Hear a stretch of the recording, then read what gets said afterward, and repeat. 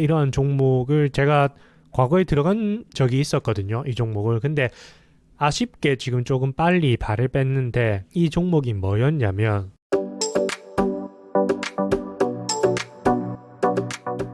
네, 안녕하십니까 여러분. 투자자의 심리를 읽는 투자 차분한 투자자입니다.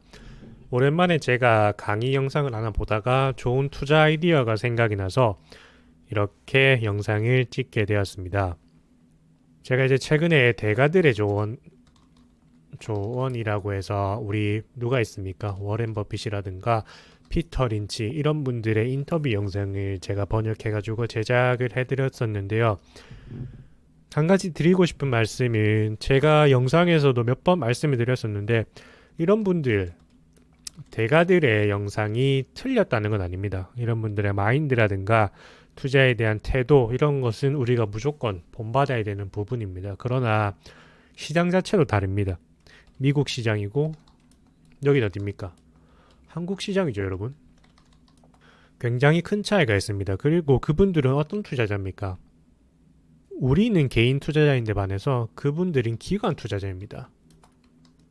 그렇기 때문에 투자 방식에 대해서는 차이가 있을 수밖에 없고 물론 공통된 부분들도 많을 겁니다.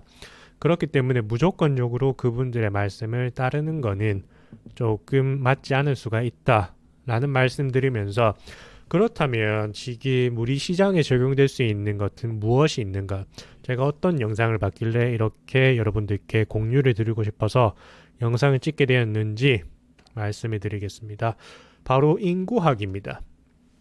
저도 전공이 인구학이랑 조금 관련이 있어서 인구학이라는 거에 대해서 관심은 가지고 있었는데 이 강사님이 하는 말씀을 들으면서 인구학이라는 게 생각보다 더 우리 주식시장에 적용을 할 수가 있겠구나 라는 생각이 들었습니다. 이 강의 같은 경우에는 16년에 이제 제작이 되었습니다. 그래서 뭐 지금이랑 차이가 있다고 볼 수도 있는데 어찌됐든 큰 기조는 지금 변하지가 않습니다. 여러분 우리나라의 인구학적인 기조가 어떻습니까?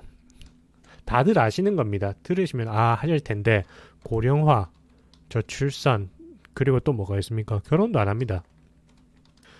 이런 기조들이 지금 1980년 초반부터 이미 출산율이 떨어지고 있었다고 하거든요. 그렇기 때문에 이미 30년이 됐습니다. 고령화가 시작된 지. 그런데 이 지금 끝이 안 보입니다.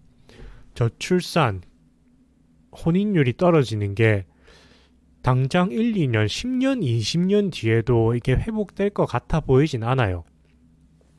그렇기 때문에 여러분 정해진 미래라고 들어보셨습니까? 미래를 예측한다는 건데 미래를 예측하기는 어렵습니다.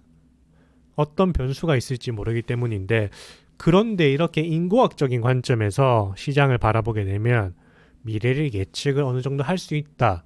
10년 후에는 최소한 인구가 어떻게 될 것이기 때문에 사회는 이런 식으로 변화할 것이다. 라는 것을 예측할 수 있다고 지금 강의에서는 말을 하고 있습니다.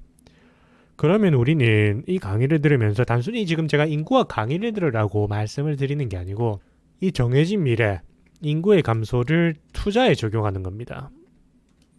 어떻게 적용할 수가 있을까요, 여러분? 단순히 생각을 해보면 당연히 노인 관련 산업들이 뜨겠죠.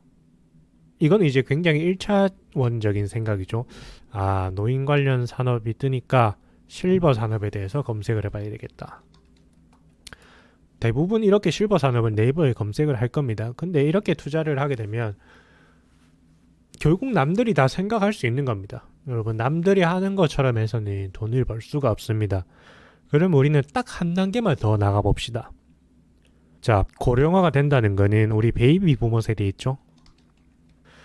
저희 부모님 정도 되는데 제가 이제 30대거든요. 저희 부모님 세대가 베이비 부모 세대였는데 이분들이 은퇴를 하게 되면서 매년 100만 명이 경제활동 인구에서 빠져나가게 됩니다, 여러분.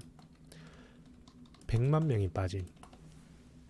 100만 명이라는 정말 어마무시한 숫자입니다. 특히 이게 사업을 하는 회사 입장에서는 만약에 이 100만 명이라는 고객을 가진 회사 입장에서는 정말 큰 타격이 아닐 수가 없습니다. 그러면 이렇게 많은 베이비 부모들을 고객으로 가지고 있는 회사는 어떤 게 있을까요? 여기서 이 강사가 말하는 것은 자동차 시장이었습니다. 이 자동차 시장, 생각을 해보면 맞습니다, 여러분. 부모님들 중에서 차 한 대도 안 가지고 계신 분이 계신가요? 집은 없는 사람은 있어도 차는 대부분 한 대씩 가지고 계실 거거든요. 심지어 2대, 3대 가지고 있는 집도 많습니다. 그런데 여러분, 차를 언제 많이 바꾸냐면 이 베이비 부모 세대들이 은퇴하기 2, 3년 전에 차를 바꾸는 경우가 많습니다. 자, 한번 생각을 해보면 은퇴를 하게 되면 아무래도 소득이 떨어질 수밖에 없기 때문에 자금의 여력이 있는 은퇴하기 전에, 그것도 바로 직전이 아니고 조금 여유가 있을 때 차를 구매하게 됩니다. 그래야지 뭘 할 수 있습니까? 그래야 우리 할부금을 갚을 수가 있거든요. 자, 그러면 이렇게 해서 가장 크게 타격을 받는 회사가 어디입니까? 다들 아시는 회사입니다. 현대기아차. 타격을 받을 수밖에 없습니다. 제가 그 DY 종목 분석하는 영상에서도 말씀을 드렸는데, 이 차라는 거는 인당 한 대씩 밖에 가지지 않고 생각보다 전기차 시장이 온다고 해도 현대기아차의 영업이익이 급격하게 늘어나지 않을 수도 있다고 설명을 한번 드렸습니다. 여기에 대한 설명을 듣고 싶으시면 DY 영상 참고를 해주시면 될 것 같고, 그러면 자, 좋습니다. 현대기아차가 이렇게 감소를 하는데 그에 따른 반사이익을 얻는 회사가 또 있습니다, 여러분. 우리 이렇게 베이비 부모 세대들이 고령화가 된다라는 게 있으면 상대적으로 젊은 사람들은 어떻게 됩니까? 지금 혼인을 안 하고 있습니다. 출생률이 아이도 안 나옴.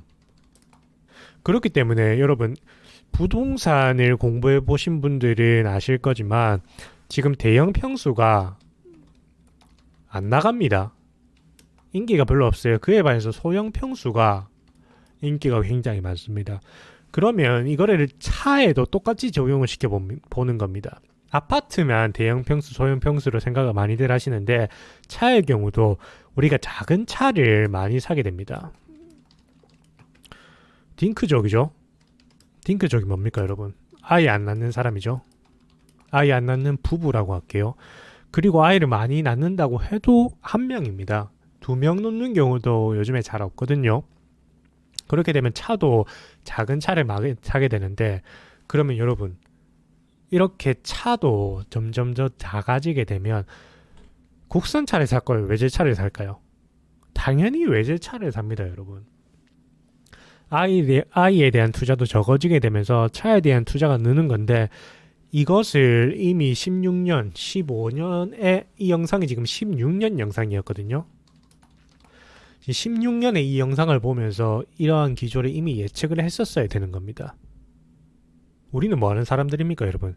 주식 투자를 하는 사람들이고, 주식 투자를 하는 사람들은 미래를 예측을 할 수 있어야 됩니다. 예측이라는 게 점쟁이처럼 때려 맞추는 게 아니고 이렇게 특정 근거에 기반해서, 지금 여기서는 인구라는 근거에 기반을 하는 거죠.